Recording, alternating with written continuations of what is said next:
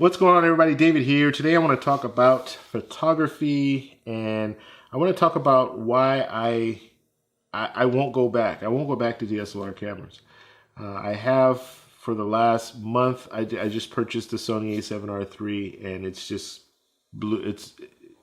my mind is blown at this point with the technology and all the different features. And I'm at a point now where there's no reason that I'll go back. As a matter of fact, a couple of days ago, I sold all my gear, got it up on eBay, and I shipped my camera, my last camera, the Canon 5D Mark III.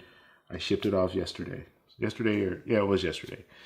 So now I'm just waiting to start buying some more lenses for the Sony system, and I've made that switch.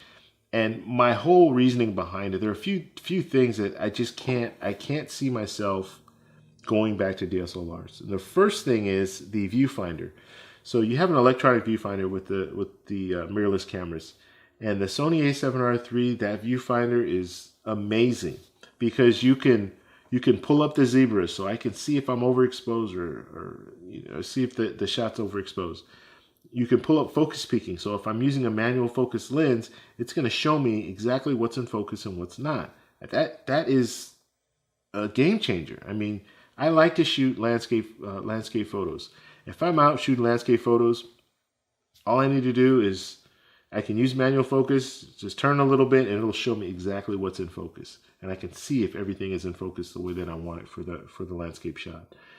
It's just what you see is what you get. So if I look through that look through that viewfinder, what I'm looking at is what my picture is going to look like, and that for some. That might be bad. Let's say if you're you're a beginner and you're taking pictures, you're not really going to understand aperture and ISO and shutter speed and all that, because you're going to look through it and it's going to tell you, okay, that's the right way. So you're not going to really know. I mean, you'll understand how to fine tune a little bit, but you won't understand the reasons why you're fine tuning.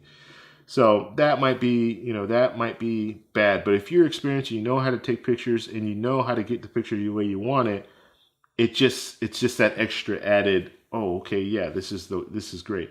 A silhouette shot. Let's say you're shooting up against an overexposed backdrop, and you want to make that silhouette, that nice silhouette. If I look through the viewfinder, I'm going to see exactly what that picture is going to look like, and that's powerful. You're doing wedding shots.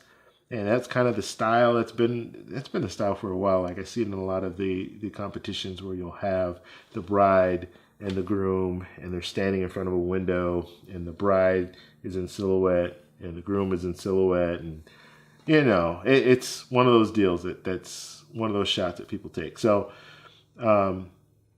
you're able to see that. You're able to see exactly the way it's going to look. So I really like that. The other thing is the size. Now, there are a lot of people that say, oh, well, it's not that much smaller than DSLR. I know it's not. It isn't. But it is smaller. And the lenses, yes, some of the lenses are very, very big. So you might have some lenses that are the same size as the DSLR lenses. But you can also purchase some third-party lenses that are really small. Manual focus lenses that are tiny, and that can be your kit. You don't have to. If you're traveling, I don't have to bring my 70-200 everywhere I go. I can bring those smaller lenses and get some really good landscape shots. So that's another thing that I'm liking about it, and the reason why I think, you know what, I don't see a reason to go back. Battery life on the Sony A7RIII is perfect. It's fine. I don't have any issues with that. Dual card slot, it has that. That's one of the things that I really wanted in a camera. And the picture quality, we're talking 42 megapixel. Canon doesn't have anything comparable to that. Nikon does, but I've never shot Nikon, and I didn't want to go to Nikon. So you're just looking at technology that's really changing the way we think about photography as far as cameras go. Mirrorless, I think, is in. I think mirrorless is going to really, really jump off in 2018. Sony they've gotten out in front of Nikon and Canon, and I think Canon and Nikon realize that now. They're going to start pushing out some mirrorless cameras, but it might be too late. I mean, you have a lot of people, and one thing, once you get going, Like once you switch, like I've switched from Canon, I've sold all my Canon stuff. So now it's going to be hard to get me to switch back to Canon if they bring out a comparable mirrorless camera, because I've sold all those cameras and lenses, and now I'm going to buy some more cameras and lenses that are Sony. So then I'll have to sell all the Sony stuff to buy stuff that's Canon again. So, you know, for the most part, you want to be with them. You don't want to be behind Sony and then have Sony have all these people switch over and then you try to come back.